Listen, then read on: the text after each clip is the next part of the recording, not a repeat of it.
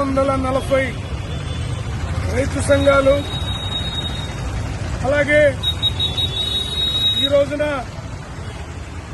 ఢిల్లీలో భారీ ఎత్తున నరేంద్ర మోడీ నయవంచన పాలనకు వ్యతిరేకంగా, రైతాంగ వ్యతిరేక విధానాలకి నిరసనగా రైతాంగం పెద్ద ఎత్తున నరేంద్ర మోడీకి వ్యతిరేకంగా సింహగర్జన చేయబోతూ ఉన్నారు.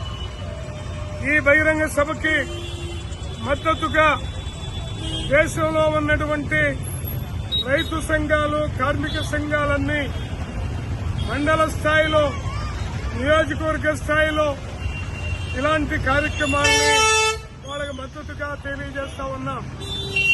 నరేంద్ర మోడీ వచ్చిన తర్వాత దేశంలో వ్యవసాయ రంగం కుదేలైపోయింది. స్వామినాథన్ కమిటీ సిఫార్సులు అమలు చేయాలనేటటువంటి కనీస ఆలోచన లేకుండా పోతా ఉంది. కానీ స్వామినాథన్కి అవార్డు ఇచ్చారు తప్ప స్వామినాథన్ గారు ప్రవేశపెట్టినటువంటి దాన్ని మాత్రం అంగీకరించడానికి నరేంద్ర మోడీ సిద్ధంగా లేడు. అలాగే 40 లేబర్ చట్టాలని 4 కోళ్లుగా విభజించి దేశంలో కార్మిక వర్గాన్ని, వాళ్ళ భవిష్యత్తుని మంటగలిపారు. ఇవాళ నరేంద్ర మోడీ మళ్లీ గనక అధికారంలోకి వస్తే దేశంలో మతోన్మాదం రాజ్యం వెళ్తుంది, కార్పొరేట్ శక్తులు రాజ్యం వెళ్తారు.